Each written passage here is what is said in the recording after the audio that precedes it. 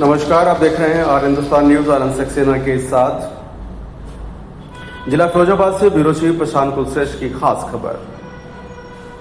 बेटी को बनाया हवस का शिकार, कोर्ट ने सुनाई बड़ी सजा।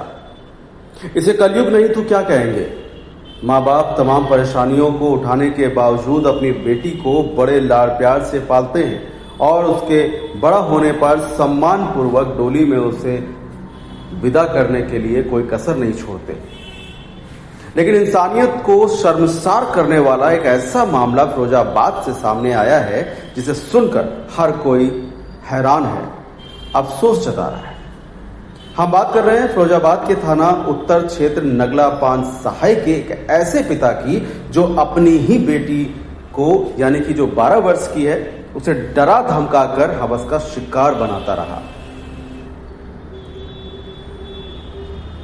12 वर्ष की उम्र से ही डरा धमकाकर हवस का शिकार बनाता रहा और इसी के चलते वह गर्भवती भी हो गई। इन सब की जानकारी उसकी माता को भी थी, लेकिन वह भी डर की वजह से आवाज नहीं निकाल सकती थी।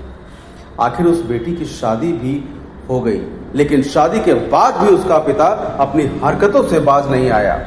आज मजबूर होकर बेटी मां के साथ थाने पहुंच गई और पिता के खिलाफ रिपोर्ट दर्ज कराई। शासकीय अधिवक्ता मनोज शर्मा ने बताया कि मुकदमा अपर सत्र न्यायालय FTC में प्रथम श्याम बाबू ने दुष्कर्म दोषी पिता को आजीवन कारावास 71,000 रुपए अर्थदंड की सजा से दंडित किया है। ये बहुत ही शर्मसार कर देने वाली बात है, निंदनीय है। मनोज शर्मा शासकीय अधिवक्ता फिरोजाबाद द्वारा अवगत कराया गया। फिलहाल आप सुरक्षित रहिए, जुड़े रहिए आर हिंदुस्तान से। नमस्कार। ये थाना उत्तर का मामला है। नगला पान सहाय पड़ता है। यहाँ एक पिता लंबे अरसे से अपनी पुत्री के साथ जबरन बलपूर्वक बलात्कार करता रहा। ये प्रकरण जब उसकी अवस्था 12 वर्ष की थी उस समय से चलता रहा। लड़की बड़ी हो गई, उसकी शादी हो गई। उसके बावजूद भी पिता जब वो उसके घर आती थी तो उसके साथ जबरियां रेप करता था। माँ, पुत्री और परिवार के सभी लोग दुखी हो गए।